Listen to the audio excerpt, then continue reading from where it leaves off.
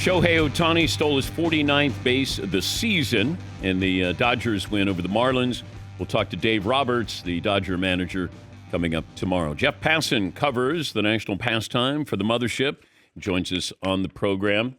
What if Ohtani finishes 49-49? Then he will still have one of the most remarkable seasons we've ever seen. And it's every bit as good as 50-50 to me, because we should not be so obsessed with things that end in zero. It makes no difference. 50-50, 51-51, 49-49. Who cares? It's awesome regardless of what it is. And to me, Dan, that's what we need to look at. Just the breadth of the accomplishment, not the specific number that he's landing on in the end. I'm glad you agree with me. We like round numbers. For some stupid reason. It's a big pet peeve of mine, because I firmly believe the reason that pitchers throw less now than they used to is because we have adopted 100 as the number that they could pitch to until people start thinking their arms are going to fall off. And why? Because it has 2 zeros at the end. Is it special? No. It's one of like our ridiculous sporting culture traits that I just want to get rid of, but I know I never will, because those zeros are just so attractive. They're so pretty. The chances for Ohtani to pitch in the postseason. Well, you talk with people in the Dodgers organization, and they are saying it is extremely unlikely. We have gone from it's not going to happen to it's extremely unlikely. And yet I had a scout who reached out to me yesterday and sent me a couple of videos. And it was of Shohei Ohtani throwing. And in one video, he had a splitter grip. And in another video, he had a slider grip. And he said, this whole time I thought it was kind of a long shot. But then I see him going out there and throwing with his full arsenal with a lot of intent.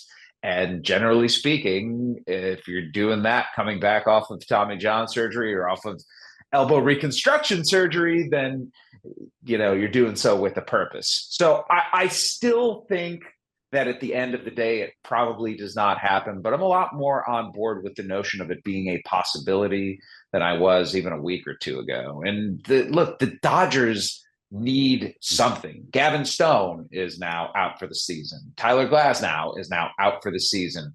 Bobby Miller has not pitched well. Walker Buehler, even in a good outing, walked 5 guys. Clayton Kershaw, you don't know what you're going to get at this point, and that leaves you relying on Jack Flaherty and Yoshinobu Yamamoto, who spent months on the injured list.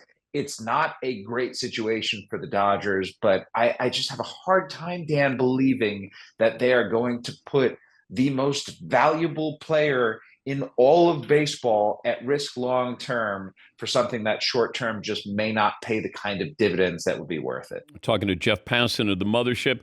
When I saw your sweatshirt, I thought it said White Sox, S-U-X.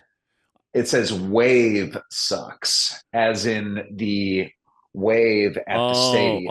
I thought it was white instead of socks. White Sox. No, I wouldn't. That would be rude. I mean, but you spent time with the White Sox.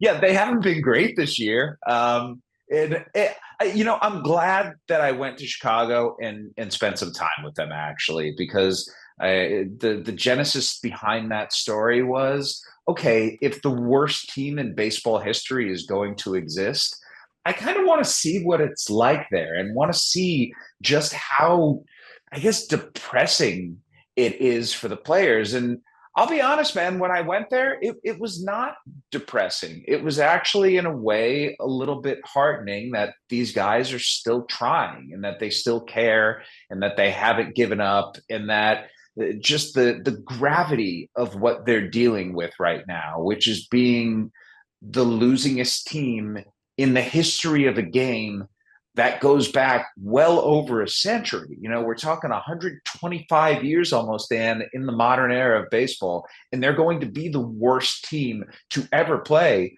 It's not the sort of thing that has waylaid them or taken them to a place where they're fighting each other. I think they just want to go out there and try and have some spirit and try and salvage this thing, this giant mess, as best they can. And I appreciate the effort.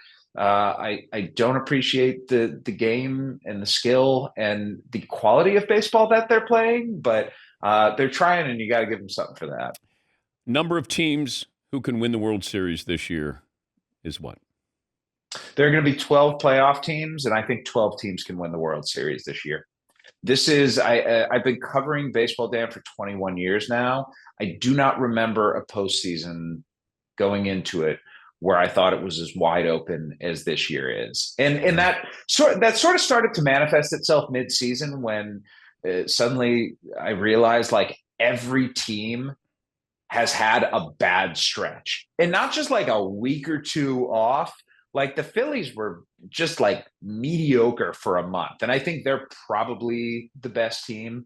The Dodgers, they have a great record, but their bullpen questionable. Their starting pitching really questionable. Everybody out there has a weakness, and so I'm not looking forward to making playoff predictions this year because I think this is going to be like an anti-chalk World Series. And we're also coming off one in which the Texas Rangers and the Arizona Diamondbacks, like a 90-win team and like an 84-win team faced off, the fewest combined wins in baseball history between two World Series teams. And I could absolutely see something like that happening again.